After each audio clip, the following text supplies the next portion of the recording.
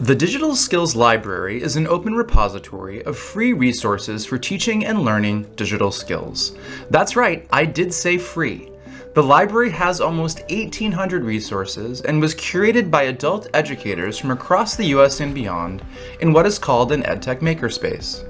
It is a living, breathing library that will continue to be updated as new high-quality free resources are discovered and as new skill needs emerge. The purpose of this library is to provide a comprehensive set of learning materials that help you find the right resource to respond to each learner's unique needs. The library is organized into 10 categories, or domains. Each domain includes a varying number of skills.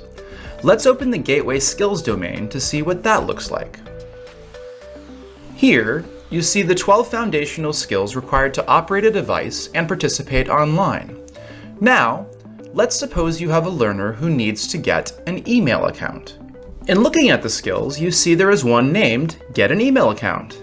You can type this full title into the search bar, or you can simply enter the associated skill code, in this case EF.8, to search the library for resources aligned to this skill.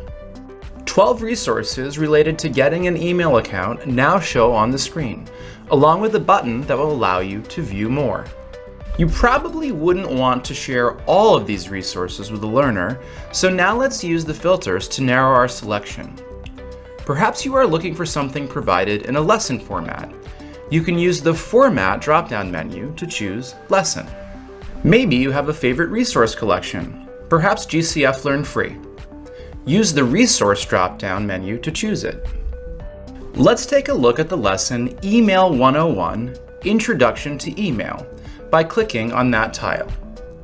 When you open an activity tile, you will see the title of the activity and the source, a summary of the activity, and a list of all the digital skills to which the activity aligns. You also see two buttons. One will launch the activity and, in this case, the other will allow you to launch the full tutorial in which the activity is found. Let's click Launch Activity. Launching the activity opens a new tab. If it's a resource you wish to use, you can copy the URL to share with your learner.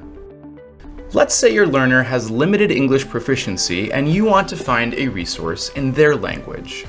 Let's use the Language drop-down and select Spanish. As you can see, there's not a GCF Learn Free lesson on Get an Email Account in Spanish, so let's revise our search. To see if there are any resources about getting an email account in Spanish in the library, let's clear our current selections in the Resource drop-down and the Format drop-down. By removing these two filters and leaving the Language filter with Spanish selected, we see updated search results with two resources from digitallearn.org about getting an email account. As you explore the library, it is important to remember that a number of the activities you will find are part of a broader course or tutorial. When this is the case, you will see a link to both the individual activity and the tutorial in which it is found. This way, you can easily connect to related lessons and activities you may also wish to use. We encourage you to spend time exploring the library to find ways it can benefit you and your learners. And if you know of quality resources for teaching digital skills that aren't currently in the library, please consider recommending the resource for future edition. And if you have not done so already, use the link on the library's homepage to sign up for a newsletter to stay informed about library updates and events.